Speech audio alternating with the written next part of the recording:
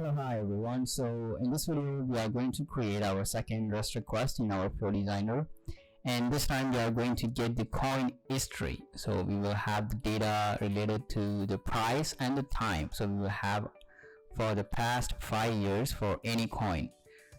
And let me just go back here in the data integration and data flow.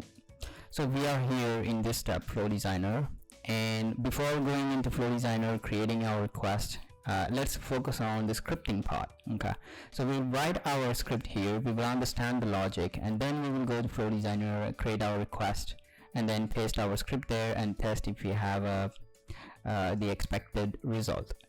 Okay, so the first thing that I want to show you is the endpoint that we are going to use. So this is the endpoint that I'm going to use.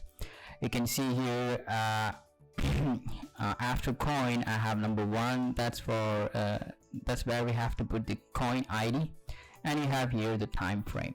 Okay, so you will see later how we are going to use this endpoint in order to get the result in Flow Designer. So this is the JSON response that we get. We get the price and the timestamp. So if you put in a tool like JSON parser online that you can easily find, you can actually see the result in on the right side, and you have some numbers. For example, you can see the number of elements in the history array. So we have 1825 elements. So history 0, it's our first element. For example, we will have the price here, timestamp, and this is, for example, 1 2 3 4, like this. Okay. What is problematic with Flow Designer? This is a big response, and Flow Designer one action output cannot contain 1825 elements. It is so big. So what we can do for that? What we can do is basically we can split the response into multiple parts. Okay, we can divide it. So what I'm going to do is basically I'm going to divide this response into a multiple chunk, and each one will correspond to an array. And technically also it's going to be also our action output. So we will have 8 action outputs in total in order to parse this entire response that we have here for our Bitcoin. Okay, so let's get started. Let's go to our third sheet here, script, and I'm going to show you we are going to write our script here, and I'm going to explain you how we are going to do that.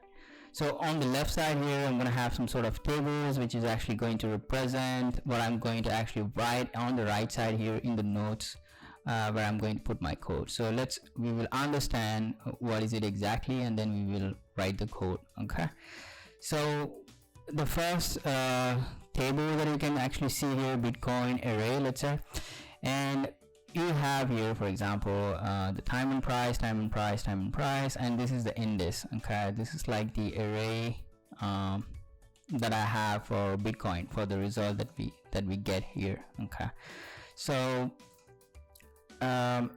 this is the last index, which is 1824, because we have 1825 elements and it starts from 0. And I have a lot of arrays into small arrays. As I mentioned earlier, we need multiple arrays in order to divide our response. So the way I did here, I have a coin array A, B, C, D until H, and all these arrays are inside one big array. So I have coin arrays, and inside that big arrays I have these arrays. Okay, and each individual arrays have a certain length. Okay, this one 8 is going to be 245, and H is going to be 120. Okay, so here on the in the side here I have sort of indices for this array. Okay, I have 0, 1, and then we continue until 244.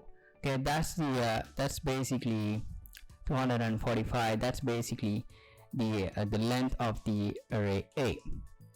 So how do I define this number? Why not 200? Why not 300?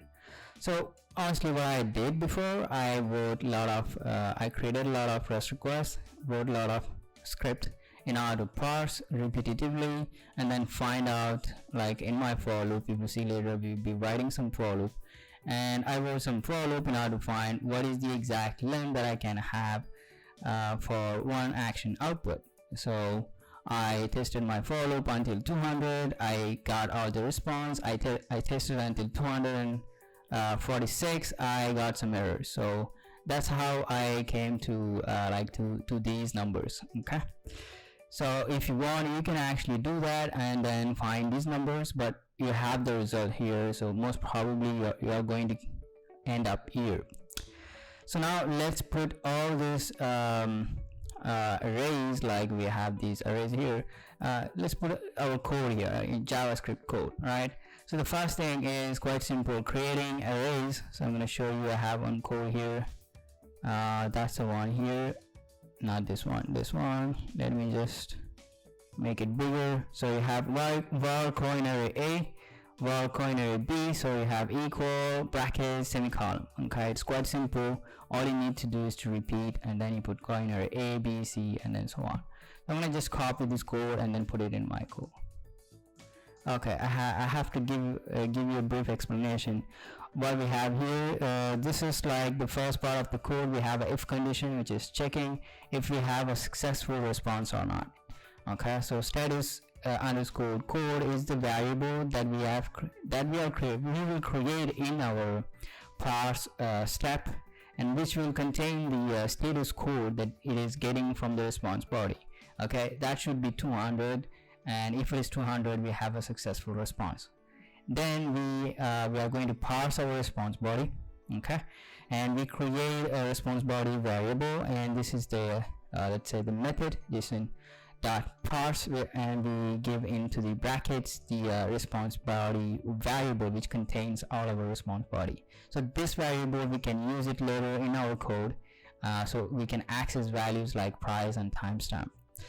So the next thing it is we are going to create the big array, which will contain all our arrays. Okay, so let me show you the code that I have here.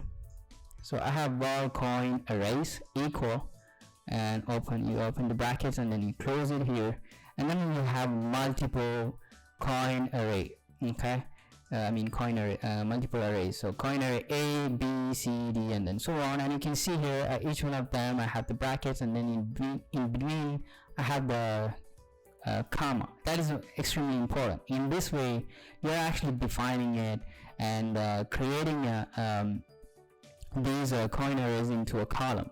You can actually put a column here after A, and then write coin array B. Right, and what is going to happen in that case, you will have coin array A here, B here. So if you want to access coin array B, what you need to do is to coin arrays, and you will have two brackets. In the first one you will have 0, and the second one you will have 1, because this is a column number 1. Okay, so you can organize the way you want. You can put all your arrays in a certain way in your table. Let's say this is in your array, but the best thing here is to do like this. Okay, this is how I'm going to use in our code. Is going to be much more efficient and easy to access these arrays from coin arrays. Okay, let's copy now this one and then put it in our code.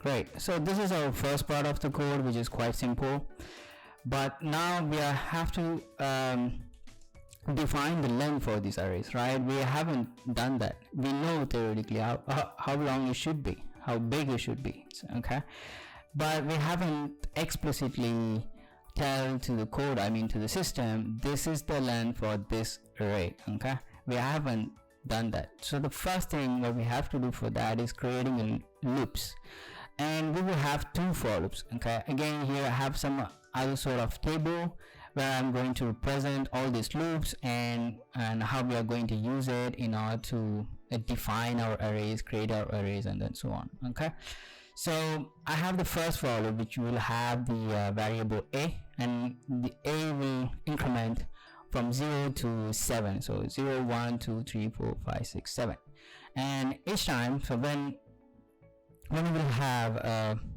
equal to 0, I will have another loop.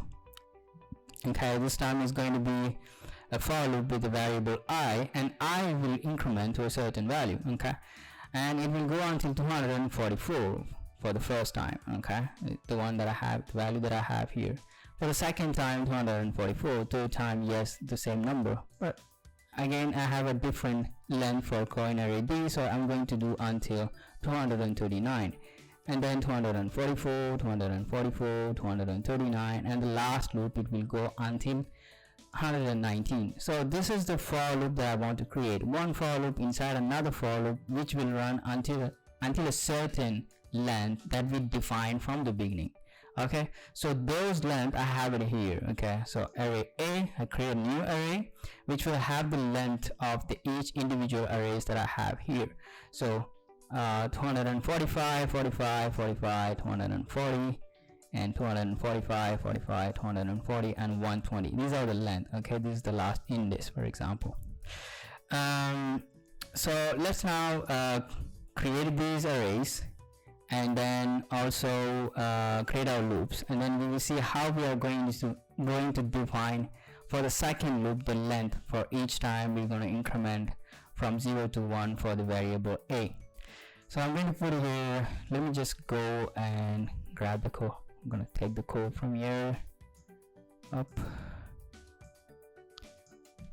copy.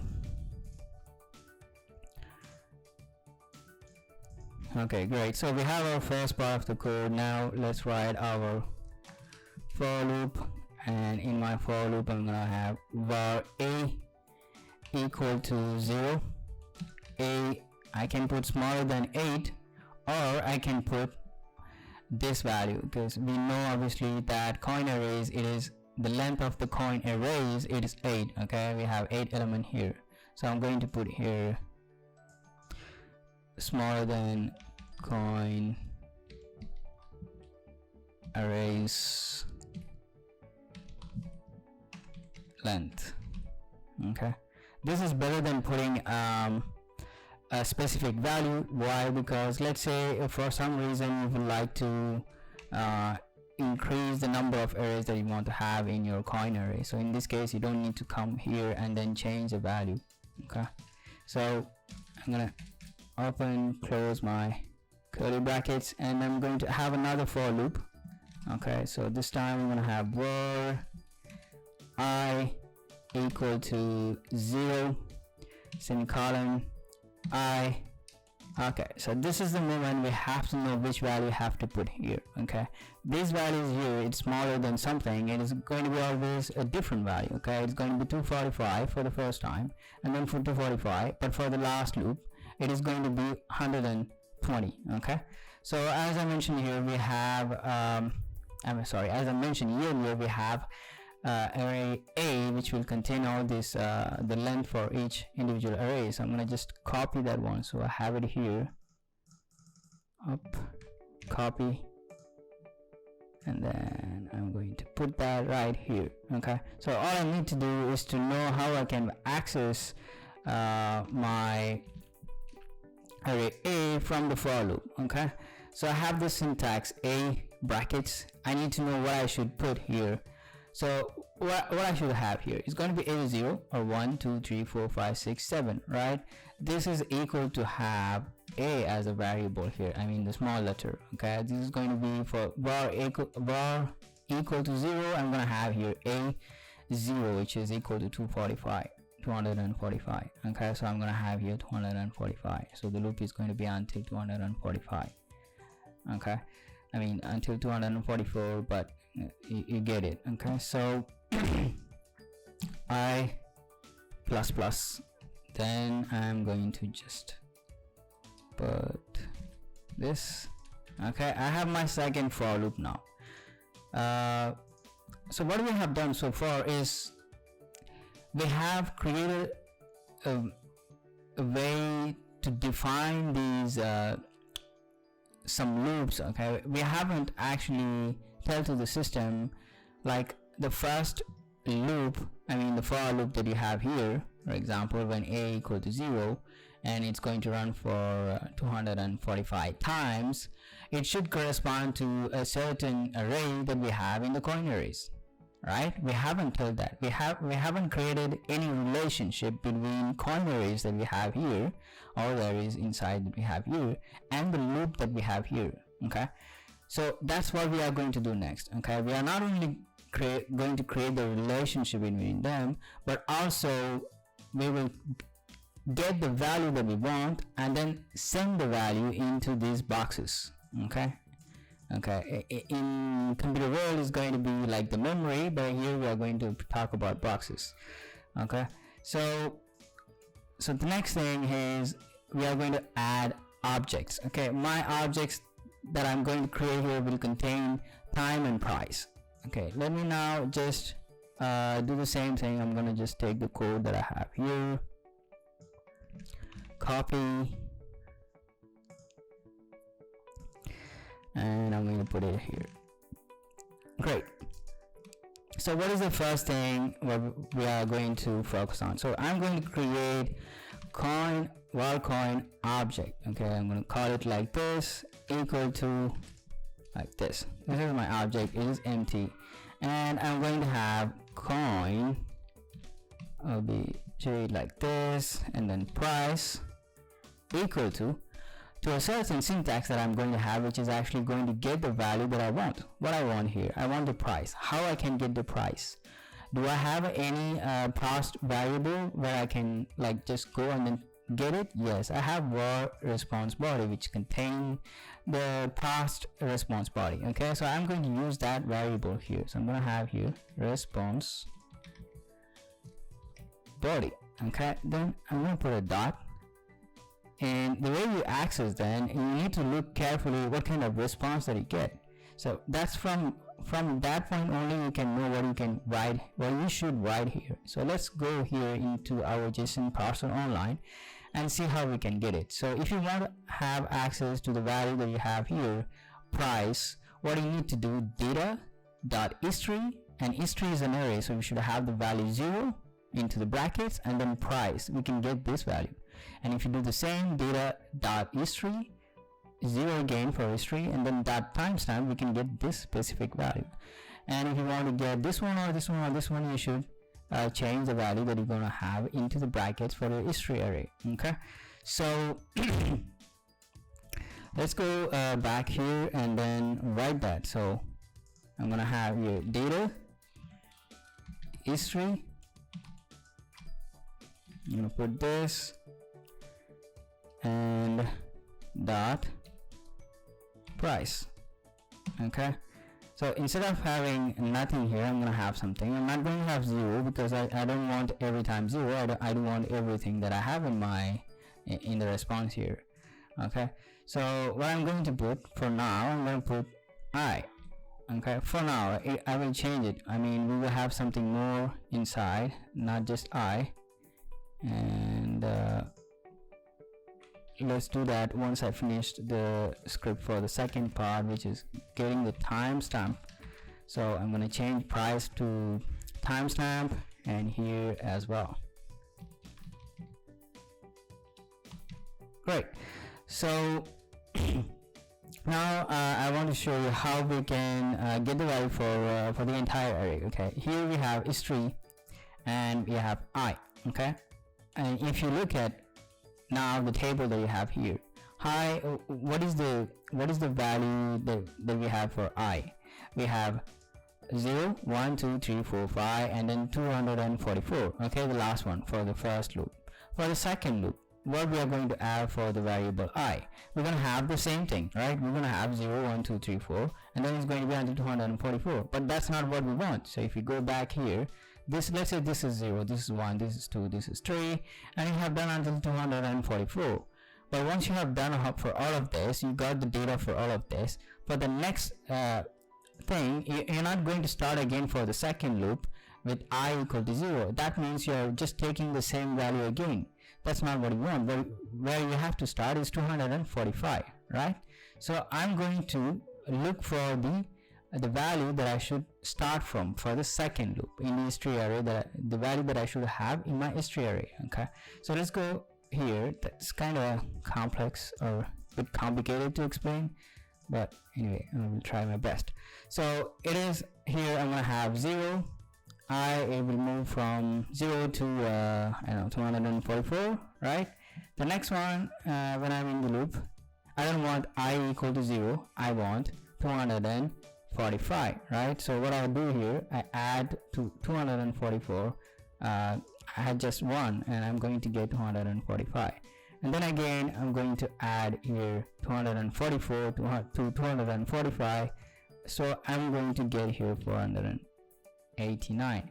So if you follow the same logic here, all the values that I should get, I'm going to write it here. So I'm going to get 490, 735, 1120, sorry, 1220. Let me just, I don't remember everything, I have it here, I'm just putting the value from here. So 1365, okay, so I'm making some mistakes somewhere. This is the part where I get confused each time. So anyway, so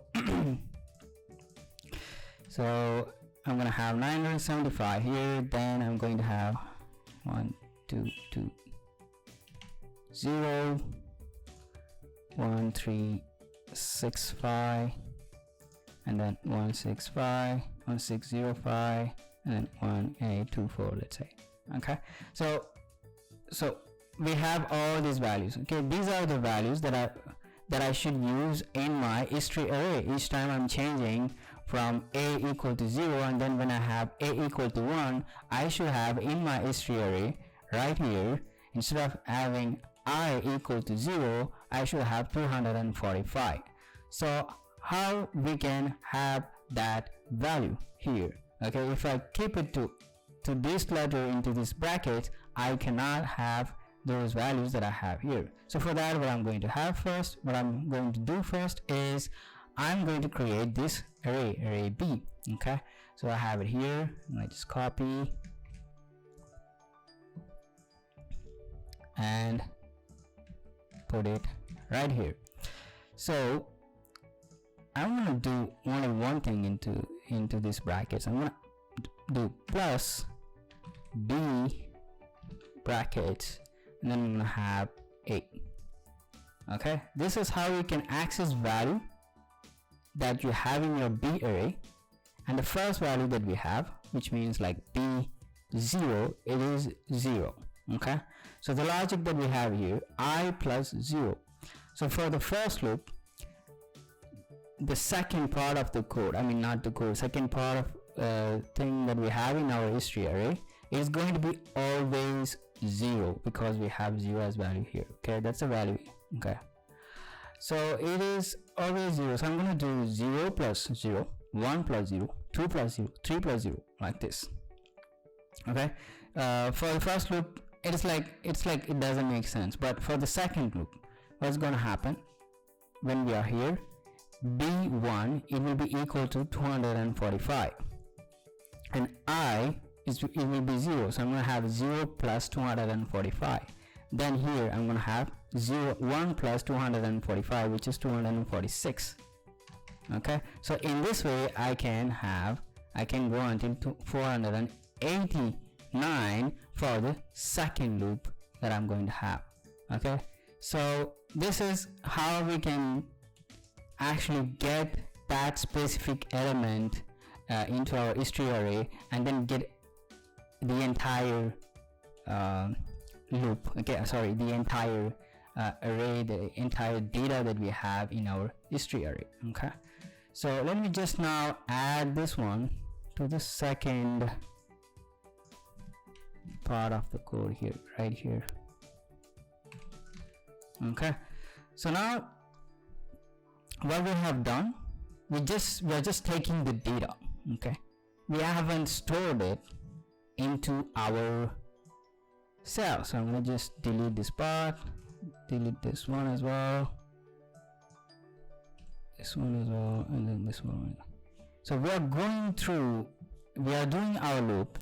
Each time when I'm at this position, I'm telling to the system, hey, create an object, go and get the value from the history array, and you have it. Okay, but we are not telling at the same time, hey, store the value here. So what does that represent, this cell? This is the first element of my coin array A, right? and then the second element, third element, and then so on. Okay, I should mention here, once you have collected the data, once you are at the moment a equal to 0, I equal to 0, you have the data in your coin object, send that object into that first cell that you have in your coin array A. So that's what we are going to write here. Okay, so first thing, how we access coin array A. So it's quite simple as logic. So I'm gonna have to use coin arrays, the array that we have here, here coin arrays, the big one. And if you want array A, coin array A, you have to put 0 here and then 0 also here. Okay, but we don't want just the array, we want also the cell. So I need to put another one, and it's going to be 0. Okay, so the first part of the first two brackets is accessing the coin array A, and then the next one is accessing each individual cell that we have, and 0 would correspond to this specific part. Okay, this specific cell. So now this is okay, but I need to have for all cells, not just for one, the first one. So I need to know how I can change values here in order to go through for all cells. So each time is going to add in that specific cell. Okay, so the first one is in my coin array, I will have to choose the coin array A, right? And then it's going to be B, and then it's going to be C, D, E, F, and G, H. And how do I change here from the coin arrays? Okay, if I go back up here, you have 0, 1, 2, 3, 4, 5, 6, 7. Okay, the only value which is changing is the first part of the code. Okay, so I'm gonna have to write here, instead of having 0, yes, I'm gonna have to have here, it's going to be A. Okay, so when var A equal to 0, I'm gonna run the first loop. This one is going to be coin arrays A, the 0 here. So I'm gonna have, automatically is going to choose this coin array A. Then this one I'm not touching it because it's always the same thing. So that's what we saw before. It is always 0 here. Okay. The next one is the last one, which is I cannot have 0 as well here, so I should have another value which is going to be I, because I is going to move from 0 to certain value. So this is how we can go through. We can select first the array, then go through each individual cells, okay, for our first loop. Okay, so when I'm going to, so again, imagine that we have var A equal to 0, I equal to 0, so these two. And then once you are at this point, you have this object created, right? But we haven't stored the data into somewhere. That's why we have this code immediately, which is actually pointing this specific cell with this syntax. Okay, we will have coin arrays 0, 0. Okay, we're going to replace A, where we have in A at that time is going to be 0, and I is going to be 0. Okay, it is actually going to have, we're going to point to that cell. Okay, then we haven't finished with the code. We have to put equal and then put our object coin obj. Great. So this is how at that specific moment we are putting the value into that cell.